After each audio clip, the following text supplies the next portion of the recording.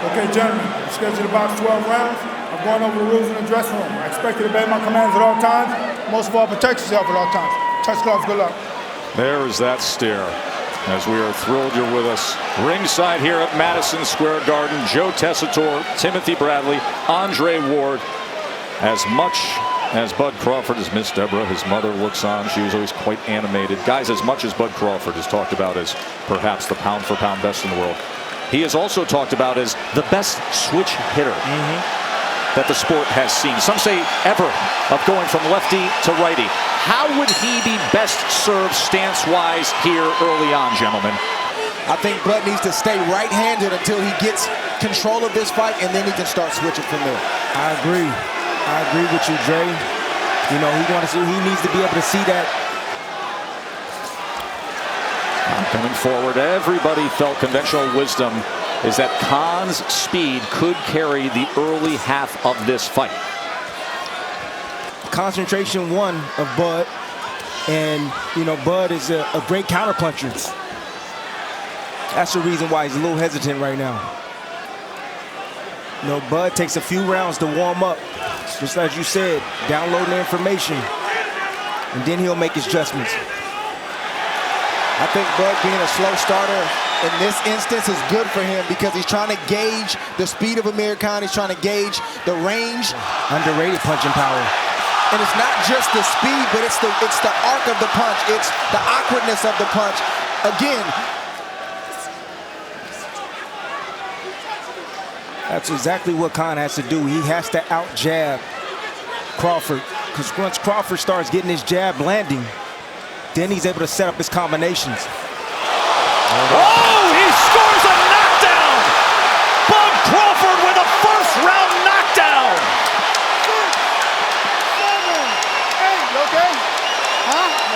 Could this be the statement that he's been looking for? Crawford, final 25 seconds of round number one. He was floating along, calculating, and then, oh, did he wake up? Closing that gap now. There's a right hand. And Khan has to tie up. Can he survive this round? Final 10 seconds. We have early drama here at MSG. Crawford, another right hand. And Khan is wobbly again. Trying to stay up. End of one. Wow! Bud Crawford. I told you to take your time and keep your hands up the whole time. You didn't have to take that second punch. You understand? Quit reaching. Here's Khan reaching with the jab, throwing a jab from the wrong position, and you see the right hand, the counter-punching ability of Terence Crawford. This is one-punch punching power right here from Terence Crawford. You see him how he chopped down with that, Dre? It wasn't a hard shot, it wasn't a long shot, it was very short and crisp. But right on the point. Hitting right on the point of the chin, and that's when Amir Khan finds himself doing that type of maneuvers when he gets hit right on the chin. Beautiful chopping shot right down on the chin. I love that slow-mo cam right there. Then there was the right hand at the end of the round. Here it is. Set him up, timed him, over the jab. Khan has a problem with distance. Sometimes he shoots his punches from too close. Sometimes he starts his combinations from too far away. Folks, keep in mind, when Amir Khan took the other biggest challenge of his boxing career, he stepped up all the way to middleweight against Canelo Alvarez, who may have been 20 pounds more than him by the time they stepped in the ring and actually fought. He was winning all the early rounds, completely outboxing him, landing punches, utilizing the speed, and then there was just one mistake when Canelo got rid of him in the 6th, but Crawford just did that in the 1st. Crawford's about to set him up right now for another big shot. You see Crawford fainting, trying to get a reaction from Khan. We will see. We will see when that next right hand lands. There's a body shot with the left hand from Crawford. Yeah, I don't think he's recovered. I think he's slowly recovering. But Terence needs to test him again and not allow him to fully recover. He needs to try to hit him with that same type of shot to get the same type of reaction. Combination from Khan.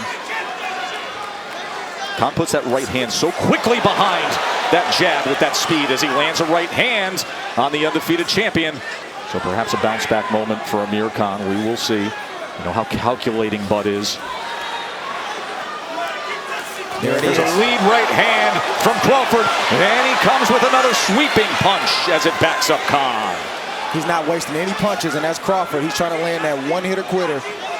on Amir Khan's chin once again. Nice jab from Crawford there from distance. Right hand to the body. Khan felt that power. He's very hesitant at the moment. Not getting on his jab right now. Kind of flicking it out there, trying to choose the right opportunities to attack Terence Crawford. Two-punch combination. Then he went looking at the belt line before he had to get away from a sweeping punch. There's a lead right hand, and there's a flurry on the inside as Crawford ties up just a bit and looks over to David Fields, the referee.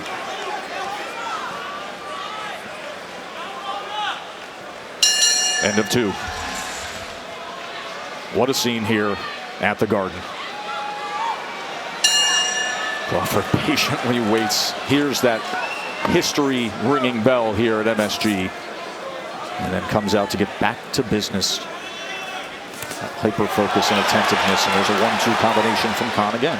Yeah, and he lands it again because Crawford has a bad habit of pulling out with his hands. His hands not at home. Yeah, like what Bomac, the head trainer of Terence Crawford, told him. He said, don't look for the one big shot.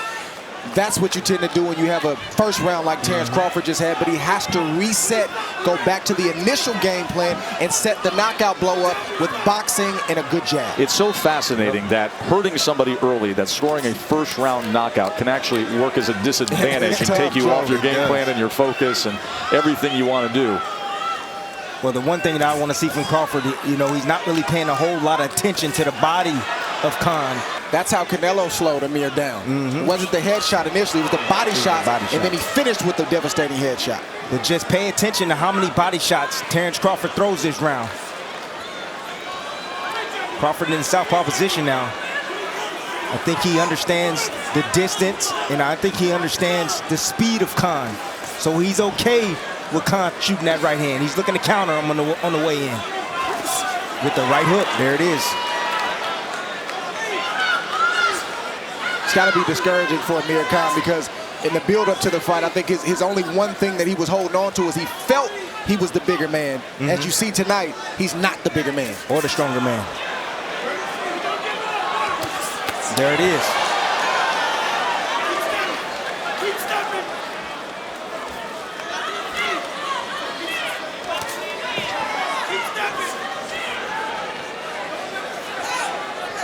That southpaw jab, doubles it up, and then the left hand behind.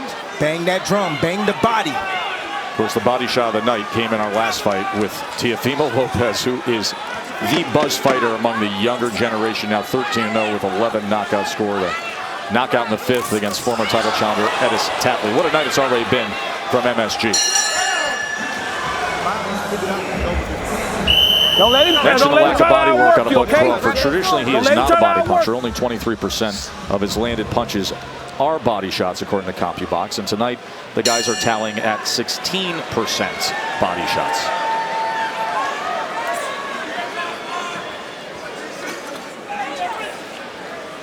And Crawford jumps off that stool. Still a few seconds to go, and then comes out with a combination. What's it been like for Terence the last round? It's been real good for him because he's boxing him. You know, you got to tell him to settle down a little bit because after he dropped it, he was looking for that knockout. But it's going to come. He's going to make mistakes. What round we in? What round we in? 5th round. You in the 5th round? 4th round. Yeah, he's going to start breaking down. 4th round. Now, talk to me about how he's dealing with Khan's speed.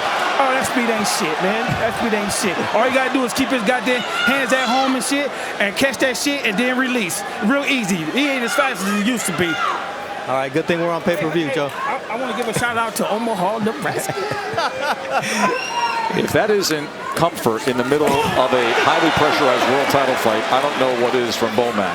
Keep that rhythm. See, the thing about Amir Khan, guys, is he's used to being hurt. Like when you see that kind of knockdown. He give it up, bud. Oh, he tried to catch him with that right hook. Yes, he did. He was trying to time that right hook was Crawford, and he nearly got it. That's all Crawford's doing. He's looking for Khan to make a mistake and then make him pay. See, Amir's been hurt, like I was saying, so many times. He's been knocked out multiple times. He's used to being in this position, as crazy as that sounds. So Crawford has to stay focused. He can't get caught up, like Bomac said, with just looking for the knockout, because Amir Khan, he's still throwing. Oh, there is that right hand. He survived it. That was nasty, wasn't it? All set up by the body punches from Crawford. Takes the body, goes upstairs, says that was low, does Khan. Crawford really doesn't care. He's on the attack. Amir's hurt right now. He's hurt. He's stung. And right now, give me the assessment of the legs of Khan. They're just not stable. He's not under his legs. You know, he's not stable. That's, man, that right hook, that's the shot that Crawford's trying to good body shot by Crawford. Trying to set the right hook up. Goes to the body again, and then doubles it up with the left hand and goes upstairs as he's back to an orthodox stance now and clubs with the right hand, sweeps across the belt line, looks for glory, lands a left to the body. He has got momentum now, doesn't he? He smells blood. He's like a shark right now. He knows he's weakening. He's digging him down to the body and landing hard power shots up top. And I'm talking about Crawford. Tried to shoot the uppercut that time as Khan came forward and opened up. There's a straight right hand from Khan to finish off a wild round. That is the face of a hunter, isn't it? Crawford landed a high 27 punches in this fight so far in round number 4. And he threw 58. 27 of 58 with that damage done in that last round. You hear Virgil telling Khan, don't be in a rush. And you see Khan just rush in with her overhand right. He doesn't want his fighter to run into anything from Terence Crawford. Dre, you were under the tutelage of Virgil Hunter. Your entire career brought you to the highest heights that the sport can possibly offer. He is your godfather. You are as close to this trainer from Amir Khan as any man is. What do you make of the message he's delivering to him? I mean, Virgil's doing the best he can with what he has. You know, at the end of the day, you know, me and Amir Khan were 2 different fighters, 2 different pedigrees, and he's doing the best he can with what he has. It's the best way I can describe it. Khan says, come forward, bud, come forward. Watch the sweeping backhand of Terence Crawford. He's setting it up. There it is. And there's a looping right as well. Now southpaw. Can he give an angle? 3-punch combination. Probing with the jab, back to orthodox. Probing with the jab, looking for a right hand, possibly to split the guard. Goes with a right uppercut. And there's a 1-2 from Khan. Give him credit. He was down in the first round. He's trying to hang in there. Oh, big left hand from Crawford. Uppercut, right hook. Switching back and forth from righty to lefty and having success. He's a tough Mama Jama boy. He's taking some big shots tonight. Too much of that toughness ain't good, though, Tim. And I will tell you this about Virg. He cares about the kid. Good right hand from Khan right there. It's just not enough, though. It's a panic shot. Yeah, it's a panic right hand. Terence Crawford will have something waiting for that. If it starts to get ugly, Virg is going to think about throwing that towel in. This is what Crawford loves. He loves finding the solution and inflicting pain. Yeah, Khan very hesitant. He can't get inside. You know, Terence Crawford taking half a step back. He sweep with the check hook. He'll catch him with the straight left hand coming in, just like there. Oh, got caught on the way out. Lands one, or Khan lands one, excuse me. Caught him on the way and now out. the jab has some success for Amir Khan. All that's going to do, fellas, is extend the fight a lot longer and allow Terence Crawford to pile up that punishment. Yes, sir. There's a right hand from Amir Khan that he times. As Crawford stalks here as we come to the end of the round.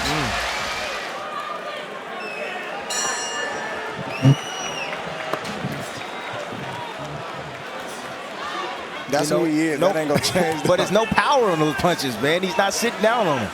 He's running in with shots.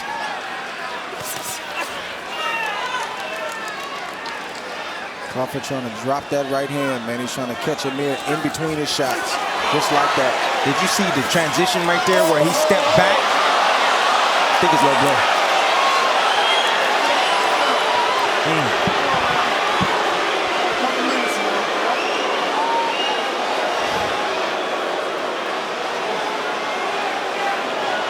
So he will get time to gather himself. How you feel, man? Good? Oh, no, man. I just told him, man. Okay, I was just wondering, how you feeling? You good? You want a good gym? Huh?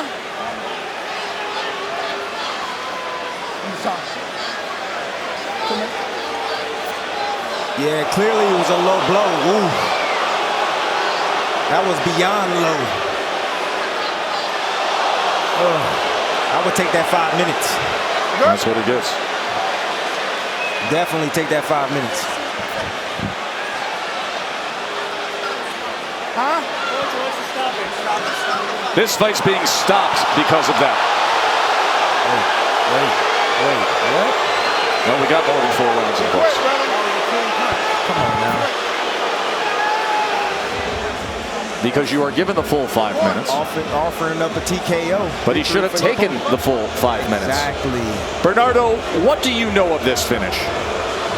I just spoke with David Fields, the referee. He did rule the low blow, but that's not the reason the fight was stopped. Interesting. Virgil Hunter from down in his corner is the man who asked repeatedly Amir Khan, do you want me to stop it? Do you want me to stop it? And he made the final choice. Therefore, this is a technical knockout win according to the referee, who's now conversing with the commissioners. Listen. But that is the initial decision. Ladies and gentlemen, after an accidental blow, the blue corner informs referee David Fields that their fighter can no longer continue, obligating him to stop this contest with an official time of 47 seconds of round number 6, declaring the winner by way of technical knockout, still the WBO Welterweight Champion of the World, Terence Crawford.